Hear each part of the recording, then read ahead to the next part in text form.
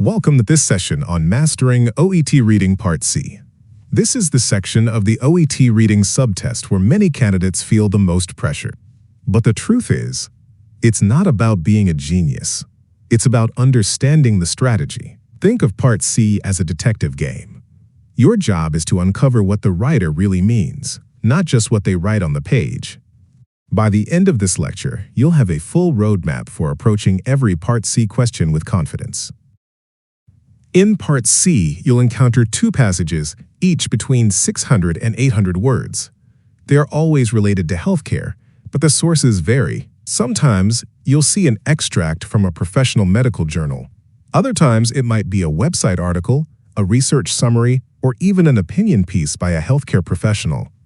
Each passage contains 8 multiple-choice questions. But here's the catch. The questions don't just ask for information you can copy and paste from the passage. Instead, they are testing your ability to understand the writer's opinion, attitude, or implied meaning. That's the essence of Part C. Now, why do so many candidates find Part C difficult? Because unlike Part A, where answers are usually factual and obvious, here the answers are hidden in layers of language. You may face options that look correct but are slightly twisted. These are called distractors.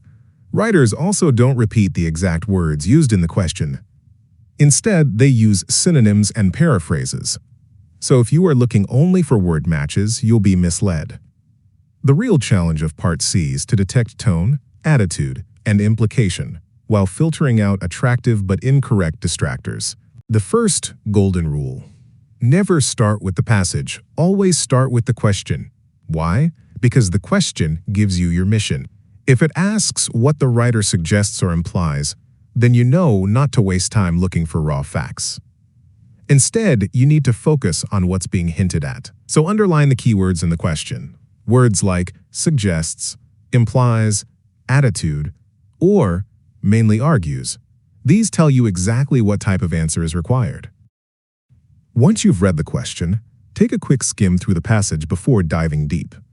When skimming, you're not trying to understand every word, you're just gathering the big picture. What's the topic? What's the writer's tone? Is it scientific and neutral, or more opinionated and persuasive? What's the structure, introduction, evidence, conclusion? Skimming helps you avoid drowning in details and gives you a map of where information is likely to appear. Each question usually relates to one section of the passage, not the whole text. So once you know what the question is about, find the relevant paragraph or sentence that addresses that topic. For example, if the question is about the risks of a treatment, scan the text until you reach the paragraph where side effects or dangers are discussed. That's where the answer will hide. This approach saves time and prevents you from searching randomly. Here comes the clever part: elimination. Most questions will give you 4 options. 1 is correct. 2 are usually easy to reject if you're paying attention. The battle is often between the last 2. So here's how you spot distractors. If the option is too extreme, like always or never, but the writer was more balanced, cross it out. If the option is just a fact from the text but doesn't actually answer the question, remove it. If the option misrepresents the writer's opinion, reject it. Eliminating wrong answers is sometimes just as powerful as finding the right one. This is where many candidates slip up. The OET examiners will rarely hand you the exact wording from the question. Instead, they rewrite it using synonyms. So if the question says doctors are hesitant, the text might say, physicians remain reluctant, same meaning, different words. Train your mind to recognize paraphrasing, because spotting synonyms is one of the most essential reading skills for success in Part C. To truly succeed in Part C, you need to think like the writer. Ask yourself, what attitude is coming through here? Is the writer excited, doubtful, cautious, or critical?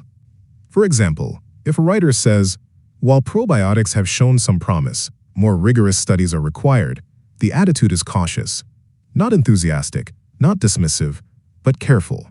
Recognizing this subtle tone helps you choose the correct option when answers seem close. Always focus on what the writer is really trying to say. Time management is crucial. You have about 2 minutes per question. If you get stuck, don't panic. Move on and return later if you have time.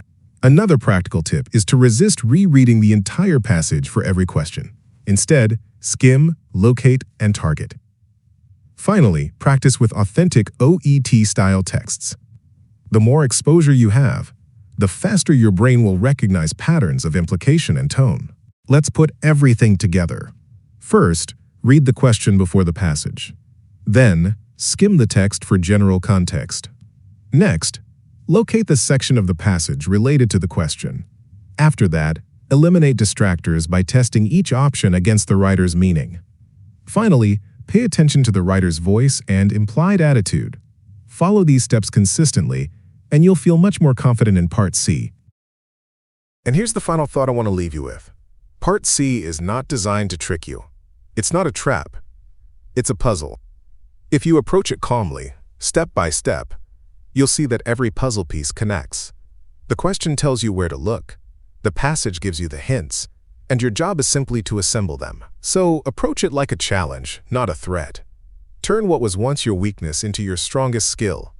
Thank you for joining me, and keep practicing. You've got this.